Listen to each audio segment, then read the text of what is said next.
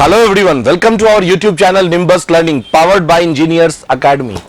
आज आपके लिए एक बहुत ही इंपॉर्टेंट अनाउंसमेंट, बहुत ही इंपॉर्टेंट इंफॉर्मेशन लेके मैं आपके सामने यहां पे हाजिर हुआ हूं। आरआरबी जेई की वैकेंसी आने वाली है, आरआरबी जेई एंड एई दोनों के लिए। जैसा कि आपको टारगेट हेडिंग ही दिख रहा है कि आरआरबी की वैकेंसी आ रही है, और आरआरबी की वैकेंसी जब भी आती है तो बम्पर वैकेंसी आती है। 2, 4, 5, 10 की वैकेंसी की बात नहीं होती है, ठीक है। अगर आप आरआरबी की बात करेंगे तो आरआरबी जेई के बारे में या एई के बारे में सब जानते हैं। डिफरेंट पोस्ट के लिए वैकेंसी निकलती है। जैसा कि इंजीनियर ईएससी से आरआरबी को अब साइड कर दिया गया है, तो अब उसके लिए भी आपके एग्जामिनेशन में ऑप्शंस खुलते जा रहे हैं। बहुत सारे ऑप्शंस हैं। अगर हम बात कर ले आरआरबी की, तो आरआरबी 17 जोन में अपने आप को बांट चुका है। आरआरबी अपने आप को 17 जोन में बांट चुका है। ये 17 जोन आपके सामने है। इस 17 जोन में आप किसी भी जोन से फॉर्म फिल कर सकते हैं। That is the beauty of RRB. मतलब ऐसा नहीं है कि जैसे सपोज ओएनजीसी का फॉर्म निकला तो हर एक बंदे ने फॉर्म अप्लाई किया और सेंट्रल लेवल पे एग्जाम हो रहा है। ये एग्जाम सेंट्रल लेवल पे है, एक दिन एग्जाम होगा, लेकिन क्या है कि बच्चे अगर मान लो ज्यादा हैं तो ये सब जोन में बटेंगे बच्चे। इस कारण से ये एक ऐसा कंपटीशन है जिसमें अगर आप एफर्ट देते हैं तो आप आराम से बहुत इजीली क्वालिफाई कर सकते हैं। बहुत इजीली आप क्वालिफाई कर सकते हैं, लेकिन थोड़ा सा एफर्ट देना पड़ेगा आपको। जोन आप जो चाहें दे सकते हैं एग्जाम, कोई इशू नहीं है। सिलेबस सबका कॉमन रहता है, एग्जामिनेशन सबका सेम होता है लगभग। कट ऑफ अलग अलग होते हैं, जो कि हम लोग बारी बारी से अपकमिंग स्लाइड्स में डिस्कस करते जाएंगे। तो इसी डिस्कशन में हमारे साथ प्रोडक्शन के बहुत अच्छे फैकल्टी हैं जिनका नाम है अक्षय माथुर सर। आप जानते होंगे, ठीक है। तो मैं अक्षय माथुर सर को बुलाता हूं आपके साथ में कुछ इंफॉर्मेशन शेयर करने के लिए। Mathur sir please. So hello everyone, welcome you all at the nimbus learning. जैसा कि अभी सर ने बताया था कि आरआरबी की वैकेंसीज आने वाली हैं, सो आप लोग के लिए बहुत ज्यादा खूबसूरत मौका है। आप अपने मंजिल को तय कर सकते हैं, आप जूनियर इंजीनियर बन सकते हैं माय डियर।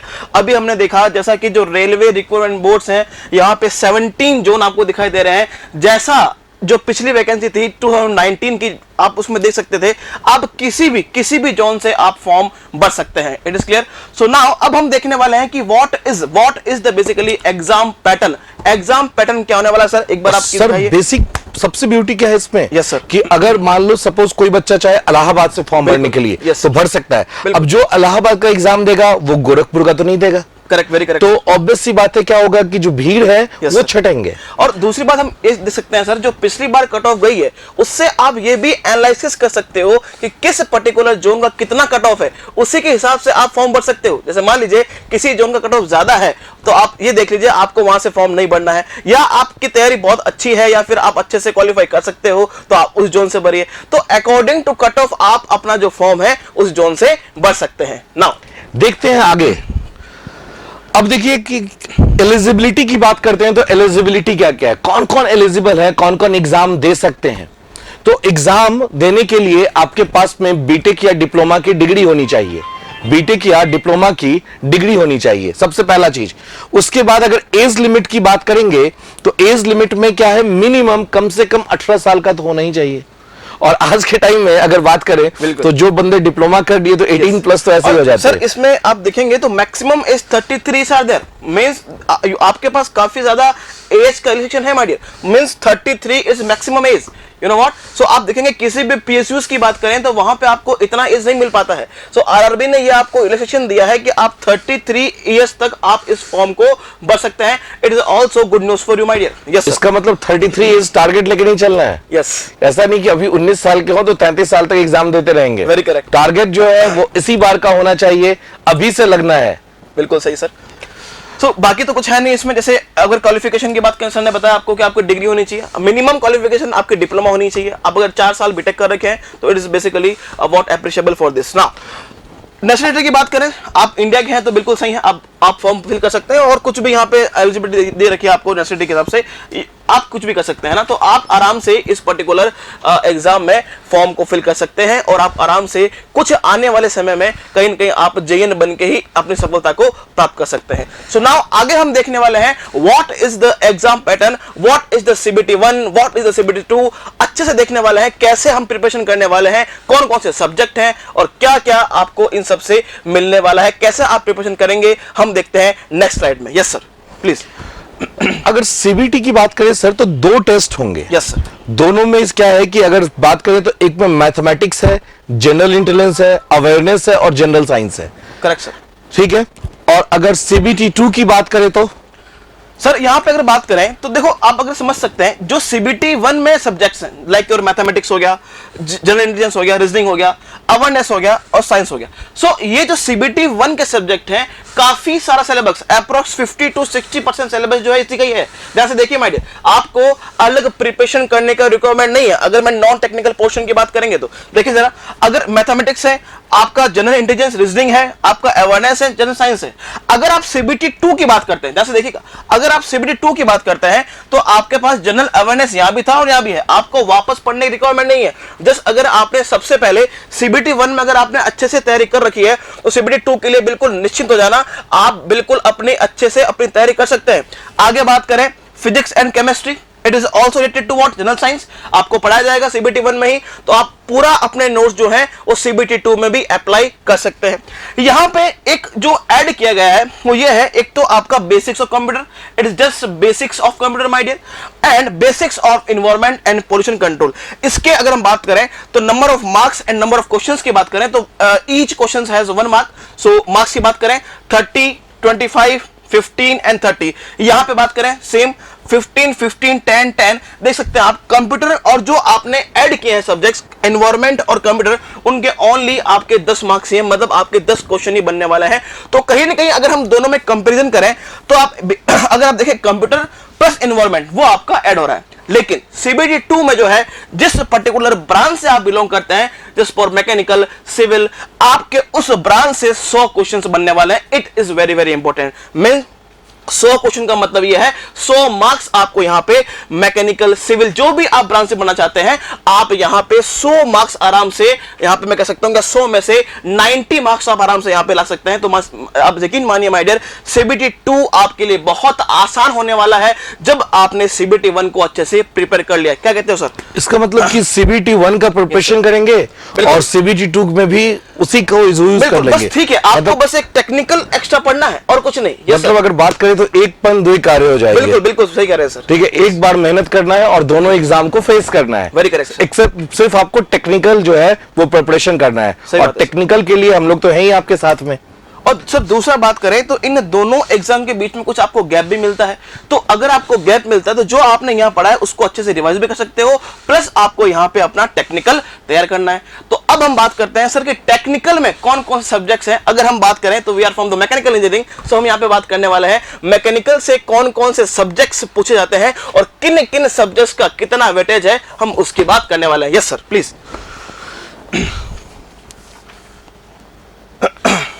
यस पहले सिलेबस सीबीटी 1 का सर एक बार दिख लीजिए सिलेबस। अगर हम बात करें सीबीटी 1 के सिलेबस की तो it's very very common syllabus for all the examination. Just like if I talk about the mathematics, then हम कह सकते हैं सर मैथमेटिक्स में वही आपके एप्टीट्यूड के जो भी सिलेबस बेसिकली आपके जो आते हैं, just like your number system, board mass, fraction, LCM, HCF, ये आई थिंक सभी एग्जामिनेशन के लिए कॉमन है। क्लियर ना? बात करें अगर रीजनिंग का तो same syllabus is there, like analogy हो गई, मैथमेटिकल ऑपरेशंस हो गए, आपकी कोडिंग डिकोडिंग हो गई, रिलेशनशिप हो गए, ये सब तो आपने हर एक एग्जाम में पढ़ते हैं। Even you are preparing for SSC JE तो भी आप रीजनिंग के चैप्टर्स तो पढ़ते ही हैं। बस थोड़ा सा आपको इनपुट देने की जरूरत है for the CBT 1 for my dear general awareness and general science. यकीन मानिए सीबीटी 1 का सिलेबस जो है वो कहीं ना कहीं एसएससी जेईई सिलेबस से बिल्कुल मिलता जुलता है, तो आपको कहीं ना कहीं एक्स्ट्रा पढ़ने की रिक्वायरमेंट नहीं है। जो आपने पढ़ा है उसको बस अच्छे से तैयार करना है, उसको बस मांझना है माय डियर। देख सकते हैं वही सिलेबस है माय डियर, वही सिलेबस है, और एक एक चीज, एक एक टॉपिक आपको यहां पे हम क्लियर करवा सकते हैं। Yes my dear. Yes sir. Yes sir.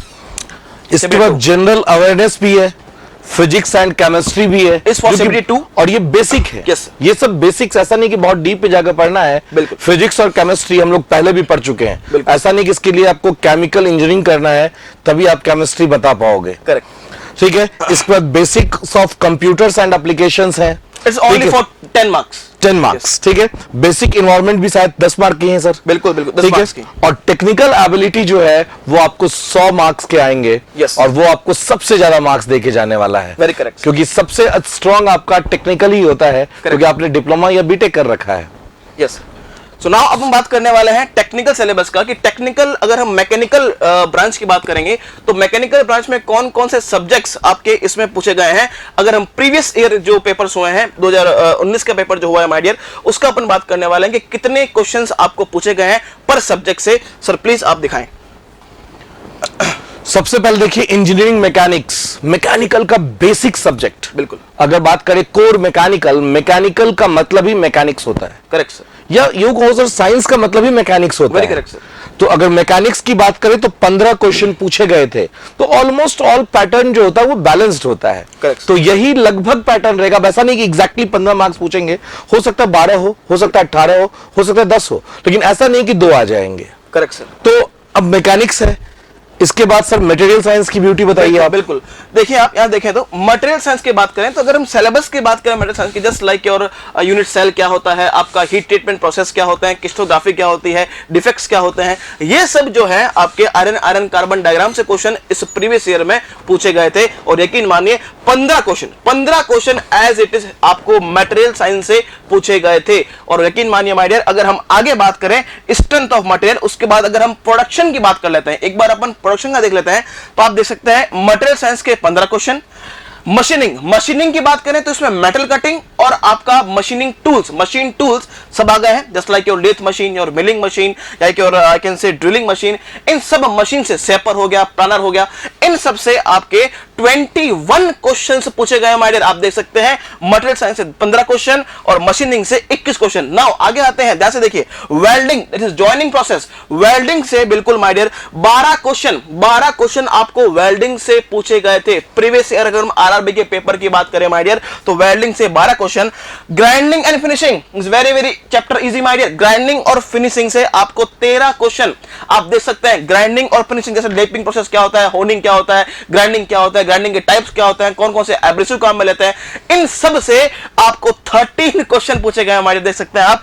And आगे हम बात करें मेट्रोलॉजी से आपको 11 क्वेश्चन पूछे गए हैं। मेट्रोलॉजी से आपका लिमिट फिट क्या होता है, इंटरफेरोमीटर क्या होता है, इन सब से आपको 11 क्वेश्चंस पूछे गए हैं। और इंडस्ट्रियल से आपको 15 क्वेश्चन पूछे गए हैं। अगर आप बात करें प्रोडक्शन प्लस इंडस्ट्रियल की तो लगभग सर मैं कह सकता हूं 50% सिलेबस जो है यहां पे आपका प्रोडक्शन और मैं कह सकता हूं क्या इंडस्ट्रियल से पूछा गया है। इसमें इंक्लूड है आपके material science, your welding, grinding and finishing, metrology and industrial management. Sir now अब आप थर्मल का बताइए। Yes sir. अगर थर्मल और एफएम की बात करेंगे Yes, sir. तो जैसा कि हर एक एग्जाम के लिए इंपॉर्टेंट है thermal and FM. Correct, sir. अगर आपको आपका पकड़ है थर्मल एंड एफएम पे तो Very आप correct. किसी भी एग्जामिनेशन में 30 से 50% स्कोर कर सकते हैं। Correct. अगर आप देखिए तो production, thermal and FM almost इन्हीं का पूरा वेटेज है। पेपर हो गया सर, पूरा पेपर ही हो गया। Yes, sir. तो अगर आपने इसको बहुत बढ़िया से, और बहुत बेसिक सब्जेक्ट है, बिल्कुल। ऐसा नहीं कि बहुत जाके डेप्थ में आपको पढ़ना है, बहुत बेसिक सब्जेक्ट है, बहुत इजीली आप नॉलेज गेन कर सकते हैं Correct. थर्मल और एफएम के। और इसके लिए आपको टेंशन भी नहीं लेना है। इंजीनियर्स अकेडमी, निम्बस लर्निंग आपके साथ में हमेशा खड़ा है बिल्कुल। हर एक एग्जाम के लिए।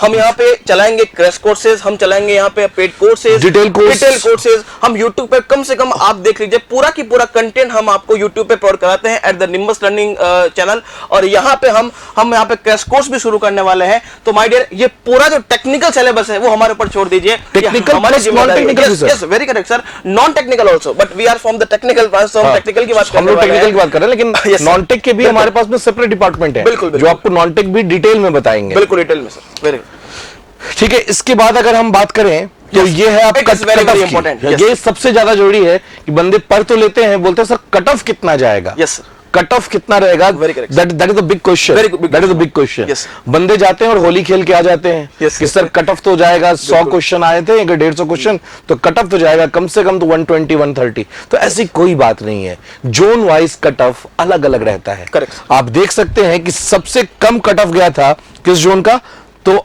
अहमदाबाद का। अच्छा, बैंगलोर का। इसका मतलब ये नहीं कि अगली बार भी बैंगलोर का ही सबसे कम जाएगा, सारे बंदे बैंगलोर का फॉर्म भर देना। But we can predict sir किसका cut कह off सकते कम है और हैं। किसका ज्यादा जैसे है। कि अगर बात करें हम लोग अजमेर की बात करें तो अजमेर का 77 है आउट ऑफ 100, ठीक है। 77। अगर पटना जोन की बात करें या मुजफ्फरपुर जोन की बात करें तो वहां का कट ऑफ हाई रहेगा फिर भी, ठीक है। मुजफ्फरपुर का तो फिर भी कम था क्योंकि मैक्सिमम भीड़ जो था वो खिसक गया था अजमेर साइड में, बिल्कुल ठीक है। असम साइड में खिसक जाता है भीड़, Correct. नॉर्थ ईस्ट साइड में। तो आपको बहुत बहुत पेशेंसली फॉर्म फिल करना है, मतलब फॉर्म फिल करने के टाइम में भी आपको हमसे कांटेक्ट करना है कि सर किस जोन से फॉर्म भरा जाए, करेक्ट सर, ताकि आपको प्रॉपर गाइडेंस मिल सके। पता चला कि कहीं चले गए अजमेर जोन में और पता चला 77 कट ऑफ चला गया है, करेक्ट सर। तो कट ऑफ कोई बहुत बड़ी चीज नहीं है, लेकिन हम सेफ साइड क्यों ना खेलें जब हमारे पास ऑप्शन है, Very correct, very ऑप्शन, तो हम लोग क्यों रिस्क महाराणा प्रताप बनने चले फिर वहां पे, बिल्कुल सही बात कि भाई चलो नहीं हमें तो लड़ना ही है। बिल्कुल। ऐसा क्यों, जब सेफ साइड निकल सकते हैं तो कोई लड़ने वाली बात नहीं है फिर, Correct. ठीक है। तो अगर फॉर्म भरना हो तो उससे पहले एक बार कांटेक्ट जरूर कीजिएगा हमसे। सो माय डियर, आप देख सकते हैं अहमदाबाद की 53 कट ऑफ गई थी, चंडीगढ़ का 65, भुवनेश्वर का 56। It is a maximum cut off my dear, it is what maximum cut off, it is general cut off, UR cut off, unreserved cut off. हमें इतना तैयारी तो करना ही है, इस बात को ध्यान रखिए, है ना। It is a maximum cut of जो कि वहां पे इस जोन में CBT 1 में गया है आउट ऑफ 100। ओके, जब आप एक कट ऑफ क्लियर कर लेते हैं तब आपका CBT 2 आप एग्जाम दे पाएंगे। वैसे इंडेक्सिंग 500 पे होती है, बिल्कुल बिल्कुल, indexing is also there after giving the CBT 2। आप अगर आप CBT 2 देंगे तो उसके बाद आपका जो प्रोसेस है वो RRB खुद देखता है, लेकिन आपको जो है वो मेहनत बिल्कुल अच्छे से करनी है। आप इस कट ऑफ को देख के अपना एम बना लीजिए कि अगर मैं मेरा फॉर्म अजमेर से भर रहा हूं तो कम से कम मेरे 80 नंबर की मेरी तैयारी बिल्कुल अच्छे से होनी चाहिए फॉर CBT 1। अरे बाबू, CBT 1 क्लियर होगा तभी CBT 2 में आओगे, तो CBT 1 हमको क्लियर करना है। अरे CBT 2 में तो 100 क्वेश्चन जो है वो मैकेनिकल ब्रांच से ही है, उसका आप टेंशन लो ही मत, उसके लिए हम सब हैं आपके लिए। क्या सर, क्या बोलते हैं? बिल्कुल बिल्कुल, we are always with you. Yes, ये देखिए वैकेंसी जो है वो बहुत जल्दी आने वाली है आपके पास नोटिफिकेशन Correct, sir. कि बहुत बम्पर वैकेंसी आएगी Bumper sir. vacancy, yes, railway कभी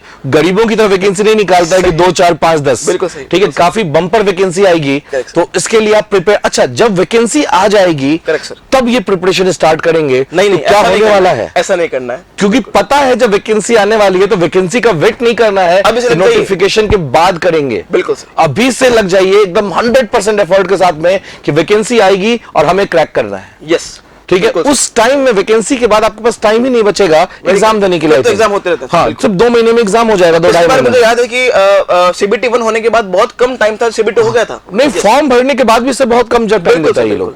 तो इसी कारण से आपको प्रिपरेशन आज से ही करना है। Yes. आज जैसे ही आपके पास ये वीडियो पहुंचता है आप अपने प्रिपरेशन में लग जाइए। Correct, sir. जो भी हेल्प चाहिए आपको हमसे, हमारी टीम का नंबर डिस्प्ले हो रहा है कंटिन्यूअसली, आप वहां पे बात कर सकते हैं। Yes. ठीक है, आपको जो भी डिटेल्स है आप डिस्क्रिप्शन में देख सकते हैं माय डियर। आपको नंबर चाहिए, आपको कुछ किसी भी तरह की हेल्प चाहिए, हम प्रिपरेशन कैसे करें, हमें CBT 1 कैसे देना है, तैयारी कैसे करनी है, कौन से सब्जेक्ट्स हैं, आप हमसे कांटेक्ट कर सकते हैं एट द निम्बस लर्निंग और इंजस और एकेडमी। ज्यादा प्रॉब्लम हो तो कमेंट बॉक्स में डाल दीजिए, कोई दिक्कत नहीं, आपको रिप्लाई मिल जाएगा। बिल्कुल बिल्कुल, ठीक है, तो बिल्कुल आपको इसके लिए मेंटली प्रिपेयर होना है। Yes. ठीक है, we are with you, Yes, we are with you. Yes. आप जो आपका गोल है वही हमारा गोल है। जब दो बंदों का गोल ही सेम है तो फिर आप अपने लक्ष्य की प्राप्ति कैसे नहीं कर सकते हैं। अगर दूर चल रहा है माय डियर तो साथ चलना पड़ेगा, तो हमारा साथ आप मत छोड़िएगा और यकीन मानिए आप अपनी मंजिल तक बहुत जल्दी ही पहुंच जाएंगे, ये हमारा आप लोगों से वादा है। Yes sir, please.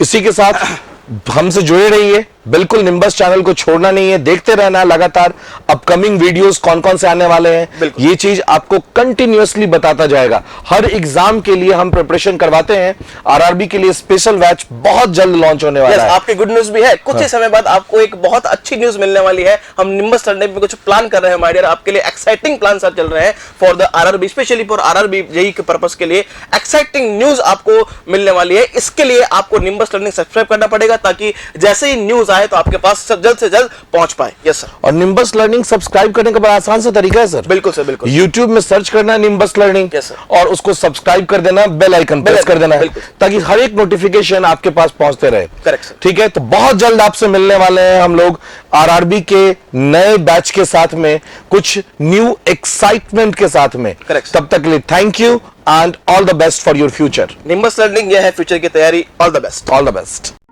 If you really like the video, please hit the like button, share the video, subscribe to our YouTube channel and press the bell icon for the latest updates. Thank you.